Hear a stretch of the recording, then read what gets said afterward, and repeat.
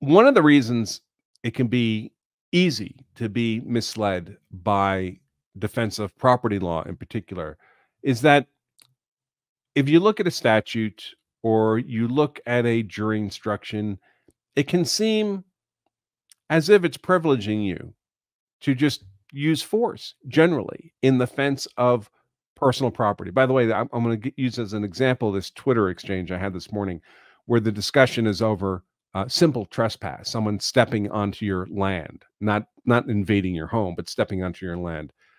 Whether deadly force can be used in that context. Can you shoot a simple trespasser in the absence of a threat to persons, in the absence of defending highly defensible property?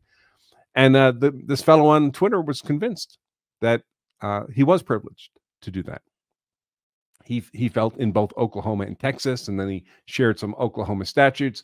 And unfortunately, he got misled by those statutes. You have to be very careful. The plain English reading of a statute can be quite dangerous. Again, and I'm going to share this Twitter exchange with you. I'm not trying to denigrate the person individually.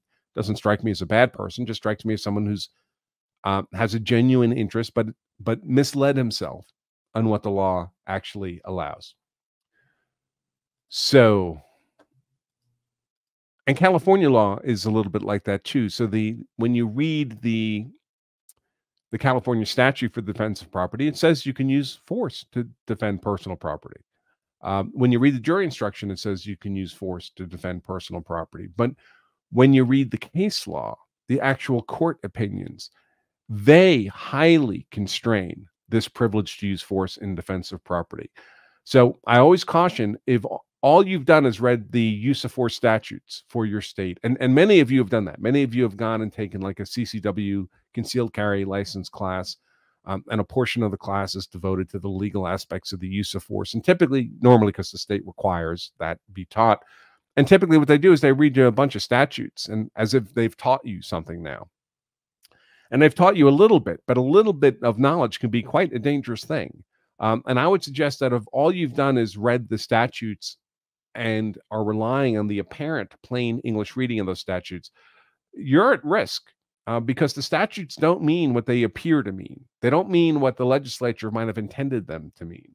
Statutes mean nothing by themselves. They're just words on a piece of paper. Statutes don't mean anything in the real world until they're applied by real courts, interpreted and applied by real courts to real defendants in real cases.